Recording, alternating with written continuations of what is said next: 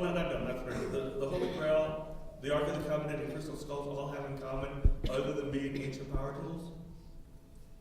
Holy Grail, Crystal Skulls, Ark of the Covenant. Direct source? There's Indiana Jones movies. That's a good answer. They're Indiana Jones movies. Like Steven Spielberg, like he's on to something. Like I really, and I have another lecture that I do, part 2 to this, that I do in other cities. I wasn't, I'm not going to be doing it here this time. I'll come back and do it later, hopefully. But I talk about how Steven Spielberg's films actually parallel my life. Like Close Encounters, E.T., all those Crystal Skulls, but they're all Indiana Jones movies. So this is an ancient power tool, guys. This is an ancient power tool. So my dad calls me, back to my story, my dad calls me again and he says, Mario, we have to stop saying Crystal Skull or talking about Crystal Skulls when we talk on the phone or we send email messages to each other, because you never know, the Mexican government might be listening into our conversations. And I'm like, Dad, I don't think they know that we have it. What are you talking about? So my dad's like, no, we have to start, we need a code name for the skull. We need a code name. And, my dad's just like real 007 kind of guy. Everything's a mission to him. He said, Mario, think of a code name. I said, a code name? He goes, yeah, think of something. I said, well, why don't we call him Pancho? Like, that sounds Mexican. And my dad's like, Pancho? That's a great name. He just fell in love with the name. And he's like, from then on in emails or whatever on the phone, he's like, Pancho and I left Veracruz. Pancho and I stopped at a restaurant for lunch. Pancho and I were near the American border. It's like Pancho became his little travel. Twitter kind of a guy, Pancho. And but there's something, because a lot of people get this. I don't know if some of you have sensed it already, but Pancho's not his real name. I've always said we call him Pancho. I never say Pancho. Pancho actually has another name. Pancho has an indigenous name. He has a Zapoteca name. It's a very, very, very ancient name, and I never ever reveal it in my advertising. Like all you guys, it's like Pancho's coming to Asheville. Pancho's coming to Asheville. I never reveal his real name in my advertising. I don't reveal his real name. I only reveal it when we have gatherings like these. And the reason is this, is because I really truly believe that everybody that is here was called to be here. And one of the reasons you were called to be here was to hear his holy sacred name. You see, his holy sacred name actually, I believe it unlocks all the information that's within the crystal. And just by saying his name, it actually raises our vibration. Kind of like Om. See, Zapoteca is it's a tonal language, like Chinese and Korean and Japanese. And just by saying his name, you can feel the vibration. And when you tone his name, you actually connect to higher dimensions when you tone it. A couple of people here know his real name, but I'm not going to reveal his real name until after our little discussion here, so it's, I'm going to keep you all in suspense, okay?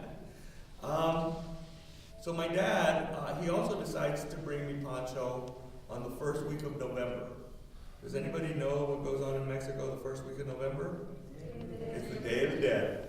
It's the Day of the Dead. And it's an opportunity for us to honor our ancestors. And one of the ways that we honor our ancestors is we actually take out all the skulls and the skeletons, not of our ancestors, the ones that we buy in stores, right? And what my dad did is when he bought out all these skulls and skeletons, and he filled his car up with all these skulls. Candy skulls, ceramic skulls, piñatas, and right dab in the middle, he puts Pancho. Right before their very eyes, kind of in a way, right? Like camouflage them. And also two other skulls. Because what I haven't told you guys yet is that my grandmother actually left me 3 skulls. Okay? The other two skulls are not crystal skulls. This is the crystal skull. The other two are actually smaller skulls, and they're made out of different precious stones, like jade, turquoise, lapis lazuli, malachite, bloodstone, rose quartz. They're mosaics, they're tiles.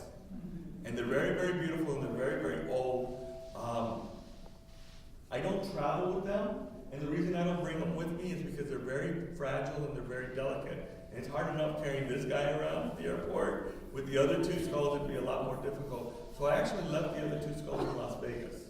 And they're in guardianship right now with a very good friend of mine. And she's the temporary guardian of the other two skulls. And if you want to see pictures of the other two skulls, you can go on my website, www.panchocrystalskull.com, and you can see pictures of Lulu and David. That's what I call the other two. One of them's with male energy, I call him David, and then there's Lulu, and they're very cool, so if you get a chance, go to the website and check out Lulu and David. So anyway, my father packs up all the skulls in the car with all the other ceramic piñatas and candy skulls, and he starts driving to Texas. And along the way, he actually got stopped twice. And by federales. And the reason he got stopped was because, these guys are looking for drugs, or actually, they're actually looking for bribes. But when he got to the border, and he was still on the Mexican side, Mexican Border Patrol looked in the car and was like, so what's up with all the skulls? And my dad's like, I'm taking them to my grandkids in Texas. So the Border Patrol's like, okay, go on by. And that's how my dad made it across the border. And my dad's pretty smart, I think, and it was across the border. It was in McAllen, Texas, that I met up with my dad. And we drove up together to San Antonio, to where I grew up. And we went to my mom's house. And it was in my mother's house that my father officially gave me Pancho. And I'll never forget, and I picked Pancho up, and I looked at him, and I said to myself, $2 million. Yeah. It's like I was already spending the money. It's like I'm gonna get myself a new car, and I'm gonna go to Europe, and I'm gonna, and that's what I thought. I was gonna sell them. So the next step was getting him from San Antonio to Las Vegas, where I lived. And my father was like, Mario, don't fly with him. Take a bus or rent a car. And I was like, Dad, I'm not going to do that. I'm not going to go through the desert, on the bus. My father was afraid that they would get me at the airport, But I explained to him. I said, Dad, it's different here in the United States. The TS in Mexico, they're trained to find artifacts. But in the United States, they're looking for more important stuff, like toothpaste. Dentistry, like Crystal Skull, dentistry. Oh, look at that lady. Give me that and so I explained to him, I said, Dad, these guys probably don't even they wouldn't know an ancient skull, even if it hit them in the face. And and a lot of people ask me, how do you fly with him? And I did, I flew with him that time. And everybody went, how do you fly with him? Well, it's easy. Carry on luggage. I take them on board with me. I don't put them in the underneath in the luggage compartment, because as you can tell, he's got a lot of features, a lot of cracks. And those cracks, I've been told, are consistent with him having been buried for 2,500 years, okay? So if he was under a decompressurized area like that, he could actually pop. That's why I don't take him into sweat lodges either. Because in the sweat lodges, the steam could penetrate and go into one of the fissures and cause him to break or to split, okay? So I don't take him in the sweat lodge. When I do, we've done sweat together, but I leave him outside with the fire keepers, okay? And he holds the space. So I do carry him on board with me, and I do, and this is what I carry him with. This is his little home.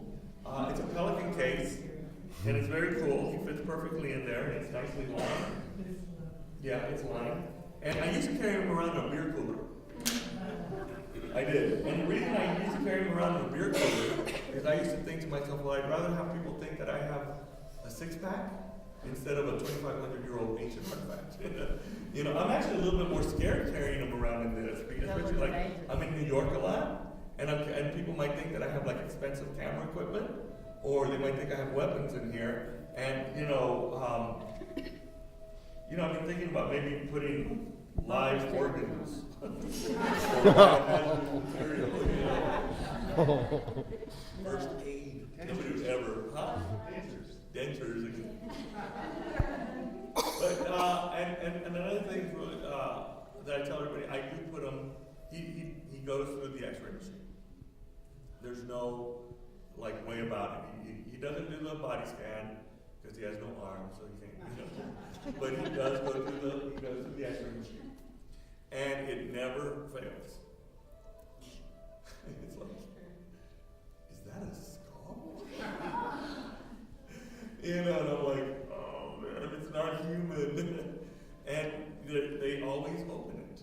They always have to open, even though it doesn't pose any threat. And most of the time, it's really out of curiosity what it is, and they take it and they open it. And one lady, well,